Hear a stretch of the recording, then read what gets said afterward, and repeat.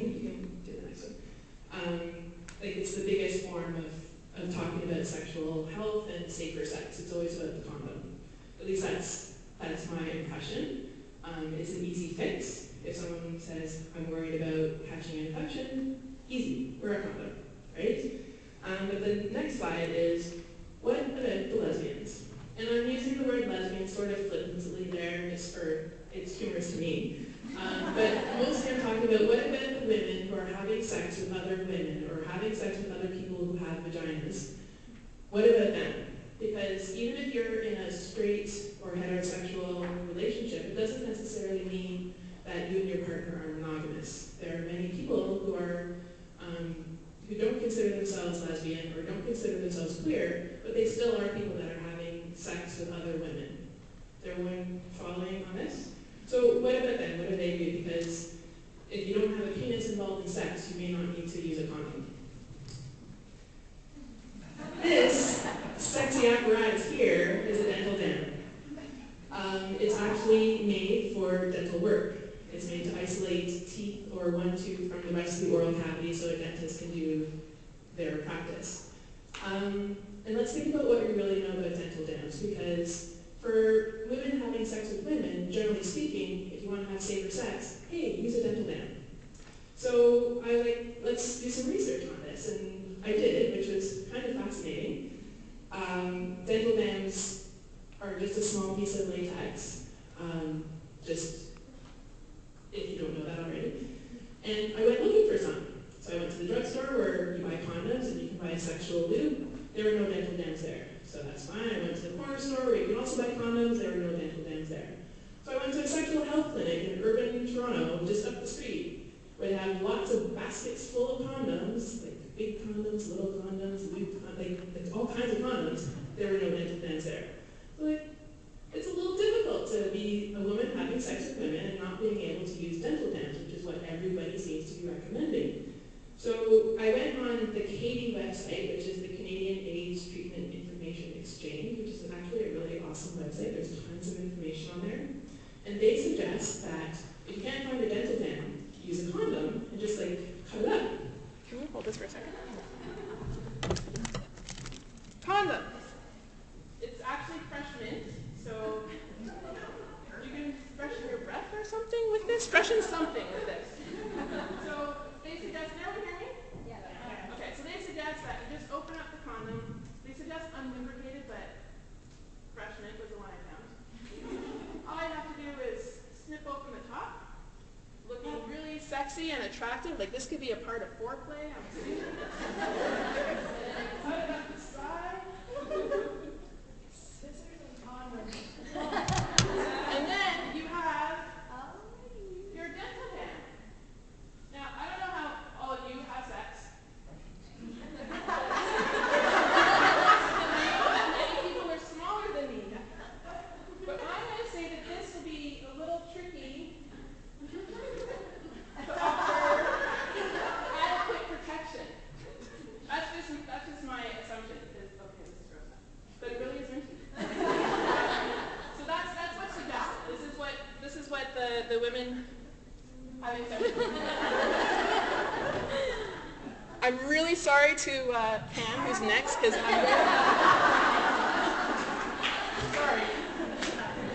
So anyway, so the thing is that to me, that seems like a really inadequate way of suggesting that people have safer sex. But it's really not about what I think. Well, it is, but it's not. So I actually looked at some research.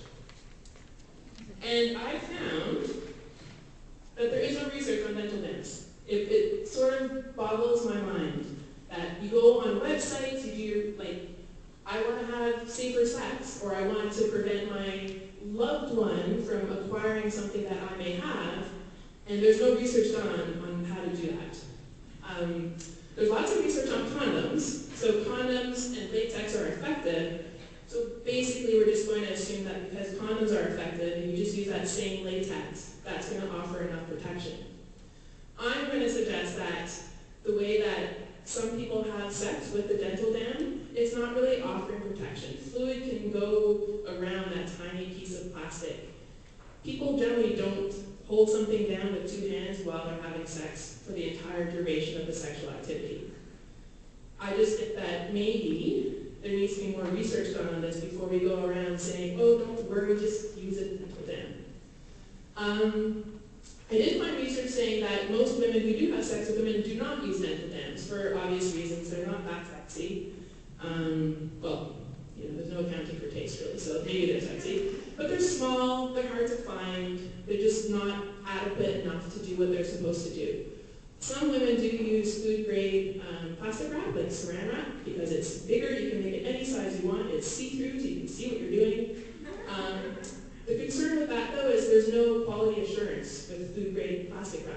Like, you don't know that it's offering any protection, and there are no studies done on whether plastic wrap is actually a good barrier for different infections. So maybe it doesn't matter, though. Maybe women who have sex with women are not at risk. Like, is it really a high-risk activity if there's no penis involved? Is it? So I did some more research on that, and I found that women who have sex with women often have bacterial vaginosis.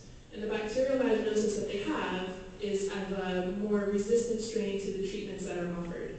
And I know that bacterial vaginosis is not a sexually transmitted infection, and lots of you are going to learn that soon in life science, or, you know, maybe you already know it.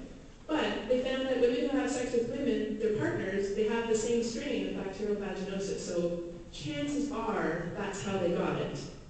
And when you have bacterial vaginosis, the inflammation, thank you, the inflammation and the way that the tissues stretch out with the inflammation, that makes someone more likely to acquire a sexually transmitted infection. So if you get bacterial vaginosis from your same-sex partner and then you're having sex with other people, you're more at risk for getting those infections that may be present. Women who have sex with women are more likely to not think they're at risk. They think that they're doing pretty low-risk activity, so they do more risky things. Risky using huge air quotes, because really who are we to judge?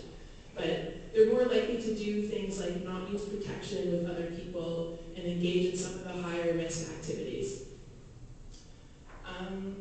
And like I've already said, there's no evidence-based way for women who have sex with women to protect themselves.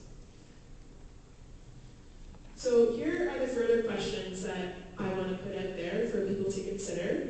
Instead of focusing on the pregnancy and the birth and the lovely babies and all that sort of thing, I think we need to look at the person as a whole and look at their family and look at their community and how we can help health promotion a little more widespread than the individual clients and their babies.